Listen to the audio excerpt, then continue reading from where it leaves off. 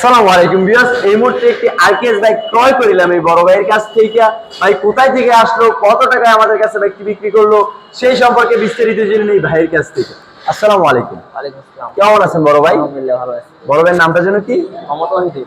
মোহাম্মদ ওহিদুল ভাই, কোথা থেকে আসছেন আপনি? ঢাকা রানীগঞ্জ।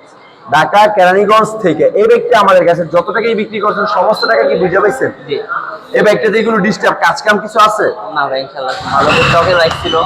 শখের বাইক ছিল? জি ভাই, এত টাকার কিছু হয়েছে না, এই জন্য বিক্রি করে দিলাম। আচ্ছা, যাই হোক, আমরাও বাইকটি চালিয়ে ভালো লাগে দেখি আমরা ভাইয়ের কাছ থেকে কিনছি।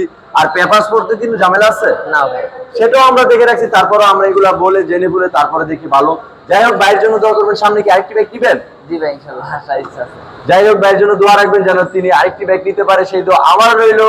আর আমাদের লোকেশনে আসতে হলে চলে আসতে হবে নরসিংদী জেলার মাধবদীতে। মাধবদী বাস স্টেশন নেমে 20 টাকা রিক্সা ভাড়া নিবে, বলবেন যে শীতলাবাড়ি মোড় মিড টাওয়ার। মিড টাওয়ারের আন্ডারগ্রাউন্ডে সম্রাট বাইক ডিলার উপস্থিত। সকলে সুস্থ থাকবেন, ভালো থাকবেন, আল্লাহ হাফেজ।